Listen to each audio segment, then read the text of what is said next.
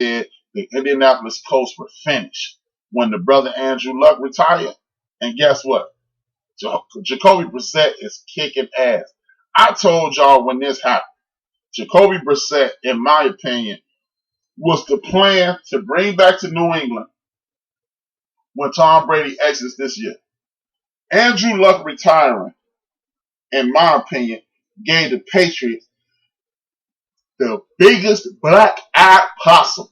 Because I do believe had Andrew Luck stayed and continue to play, Jacoby Brissett will be a New England Patriot next year. Big ups either way. Big ups to Colts for doing that damn thing. I know Joe happy. In the last game of the week, Faker will fail. That's what I've been calling him since the word go. Faker will fail. Baker Mayfield is exactly who I thought he was. Again, he is exactly who I thought he was. You heard the San Francisco 49ers team saying he was flinching, he was double clutching, and he was scared. I told y'all that 2 years ago. Check the blueprint. Looking for the show after Baker Mayfield was a senior in college, playing in the semifinals against the University of Georgia. He was flinching all night. Roquan Smith laid a lick on Baker Mayfield in the second quarter of that game. He was never the same. He's a flincher. He's afraid. And that's why he's so loud and boisterous and talking all that smack. Because he's trying to cover up for his inability to man the hell up and do the damn thing. Everybody want to big up this young brother, but he's not that good. He's just like Mitch Trubisky. He's just like Kirk Cousins. He's just like this dude, the dude Barkley up in Buffalo. He's just like Chase Daniels. He's just another guy. Every time I turn around, I hear about Jameis Winston is a turnover machine. Guess what? I bet you didn't know this. Baker Mayfield has more turnovers than anybody in the NFL since his first snap as a replacement for Tyrod Taylor. Baker Mayfield has 4 touchdowns and 8 interceptions in 5 games. You haven't heard one thing about the touchdown. About that with Baker Mayfield. See, this is the good old system trying to hype up another average quarterback in order to keep this lie going. He's tough. He's courageous. He's this. He's that. No, he's not. He's average. He's just another guy. Speaking about just another guy, Jimmy Garoppolo. He ain't showing me too much of anything either. This is another dude who's overhyped. After 4 games, he got a big-time contract, but everybody want to debate about Dak Prescott getting money. How are y'all debating with me about Dak Prescott? He don't deserve the money, but Jimmy Garoppolo, Phillip Rivers, Matthew Stafford, and Kirk Cousins, and a host of other Rudies and bums getting paid like they damn Tom Brady, Warren Moon, John Elway, and these guys. There's no way in hell that Jimmy Garoppolo should have got all that damn money. Nobody should have even offered him that type of money. Now,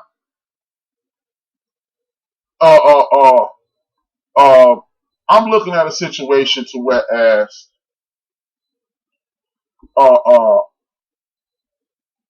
these are guys that are the average at best, no experience, but Dak is constantly being called into question. You can call it whatever you want to. You can pretend that you don't understand where I'm coming from. But Jimmy Garoppolo is being paid. He's one of the top 5 paid quarterbacks in the league. This dude ain't even played a full season. They keep saying he'll be better if he get a wide receiver. Okay, ain't that what they say about Dak? He'll be better when he get a running game. Ain't that what they say about Dak? See, when people hear me say this, you're going to say, oh, man, you taking off of Dak. You overlooking his shortcomings. No, I'm not. I never told y'all Dakota Prescott was a big-time quarterback. But guess what? What I do know is this. When it's your turn to get a contract, your ass is usually at the top of the food chain, even if you Joe Blow or Kirk Cousins or Jimmy Garoppolo. I want to attack another subject while I'm on this. The next subject is, why in the hell is it okay for the Jets to hit the reset button? Because there's no way in hell they this bad. The Cardinals to hit the reset button. The Giants to hit the reset button. A couple years ago, the 49ers have done a bang-up job of hitting the reset button. But when the Miami Dolphins hit the reset button with a general manager that's from my community, a president that's from my community, and a coach that's from my community, we got a problem. See, we always talk about this meritocracy and how things are getting better. But see, it's little dog whistles like this that make it so I don't believe in that nonsense.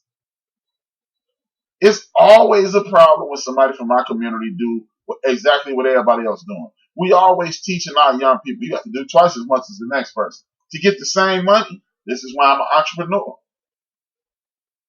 This is why I'm an entrepreneur, because I'm not doing twice the work to get the same pay. I'm just not. I'm sorry. It's just not going to work for me. And I'm not going to allow people to attack people from my community for doing what everybody else is doing. Dak Prescott needs this. Dak Prescott needs that. Jameis Winston is a turnover machine. Da-da-da-da-da-da-da-da. Meanwhile, Andy Dalton, what the hell is he? Phillip Rivers, what the hell is he? Kirk Cousins, what the hell is he? Help me understand. Any quarterback in Jacksonville since the offensive coordinator for Tampa Bay. Joe, what's the offensive coordinator? Brother, he got one of them funny names, Fitzgerald or something like that. He used to play at the University of Marshall. They used to carry him up the field when he broke his leg. Since him. Matt Ryan. What is Matt Ryan doing since Shanahan left? Joe Flacco. Since Ray Lewis and them ain't shutting people out no more, he ain't doing nothing. But Dak, Jacoby, Deshaun, Cam. Another thing, Cam Newton's team. Everybody want to tell me how great Christian McCaffrey is. Maybe Christian McCaffrey is looking that good because you ain't running option routes and quarterback dives with the damn quarterback, busting them up. See, all of a sudden, I'm not going to blame North Turner. All of a sudden, Riverboat Ron know how to have a balanced offensive attack. But over the last 10 years, you've got Cam very little help, and you got very little of anything. But now all of a sudden, Christian McCaffrey is the man. This is some BS, man. This ain't no BS. This is some bullshit. This is some straight bullshit. And with that being said, let me finish out my list. Y'all already know what it is. It is the 1, 2, 3, 4, 5, 6, 7, 8, 9. I got the top 9 running backs that are awesome and nobody talks about. Number 9, Corey Dillon. Number 8, Roger Craig. Number 7, Riggo, John Riggins. Larry Zonka's number 6. The Edge, Edgerrin James is number 7. Number 5, Thermal Thomas is number 4. Number 3, he should be in the Hall of Fame. People don't even talk about this dude. When we be talking about multi-purpose backs, anytime you talk about multi-purpose backs, this dude should come up. Come out of Notre Dame, a school that I hate, but I always was a Ricky Waters fan. Ricky Waters fan, I just said his name. I always liked Ricky Waters, man. He was a big time power back, speed. He could do anything you wanted on the football field. Anything that you need to be done on the football field, he can do it. Now I do remember that one time he had the old alligator arms. But hey man, Prime made it so you could do that. He called it a business decision. He came into the league, a slim guy who would just run past you. By the time he left the league, he's a big time all-purpose back. Won a Super Bowl. Usually when you put up the type of numbers this dude did and win a Super Bowl, you usually get into the Hall of Fame. Again, Ricky Waters is a big-time football player who had 10,000 yards rushing, over 4 yards per carry, 78 touchdowns, can catch the ball out of the field, pick up the blitz. He was a big-time running back, and nobody talks about him. And how the hell is he not in the Hall of Fame? Bazanka is, and Rigo is. Big ups to Ricky Ross.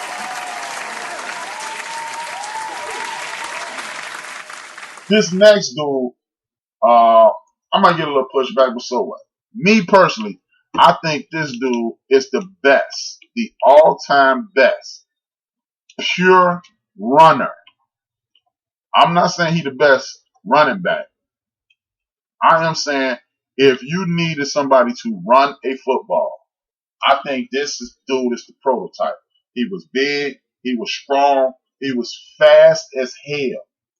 He was the premier back of his time, and the fact that he never had anything that you could almost call a quarterback is a damn shame.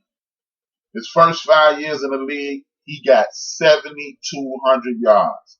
He's the second running back to rush for 2,000 yards. To this day, he still owns the single season rushing record at 2105 with 14 touchdowns, and he had nobody at running back. Nobody at quarterback. He held out for more money, and that's when his career started to go down. His next 5 years of his career, he followed that up by 5,194 yards, still with very little talent around him, and he still kicked ass and took names.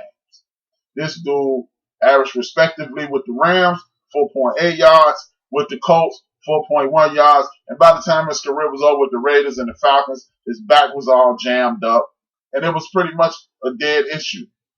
I again say, if I needed one running back in the history of the world, I would pick this dude with 13,259 yards with almost a 4.5 yard per game, rush per rush attempt, average for his career. His name is Eric Dickerson. Eric Dickerson is the greatest runner of the football I ever seen. Now, Walter Payton is better. Barry Sanders is more exciting. But a lot of people like to talk about what other people didn't have. Barry Sanders had a Pro Bowl caliber quarterback a lot of the years of his career. I'm not saying that this dude was big time. Scott Mitchell was a very above average quarterback. He was a very solid quarterback. He had Herman Moore. He had Brett Perriman out there. These dudes were making Pro Bowls. He got I can't think of his name, Lomas Brown and that crew at the running back. So were they the best? No. But he had solid ball players around. The great Walter Payton. He had Emory Moorhead. He had Silky D, Dennis Gentry. He had I forgot the buddy name who busted up his knee in the Super Bowl. Willie Gault. The Bears did have a decent line. They wasn't great. Emmitt Smith had that cowboy line. We can go down the list. Only other dude who was in a worse situation than Eric Dickerson is the dude who's number one on my list. But this dude is arguably the greatest runner of the football in NFL history. Big ups to Eric Dickerson, number 2 on my list. For the next dude, I'm going to say it is pun intended. He used to kill it, and when you see who I'm saying, you're gonna know what I'm talking about. But this is the only dude who offensively was in a worse situation than Eric Dickerson. He is a caricature of what he used to be, but I don't give a damn what y'all say. This dude is the only running back, and I didn't see this dude play in his prime. When I say best that I ever seen, that means that I actually laid eyes on. I didn't like Eric Dickerson because Marcus Allen is my favorite running back of all time. I didn't like Eric Dickerson because I knew he was better than Marcus Allen. That's how good Eric Dickerson was to me. The first 9 years of this dude's career, he rushed. Look at this. These are in 14 game season. 12, 51, 2003, 11, 25, 18, 17, and 1503 is when he was at his all-time best.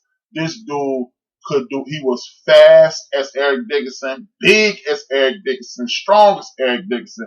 A lot of people don't like him anymore because of what happened after football.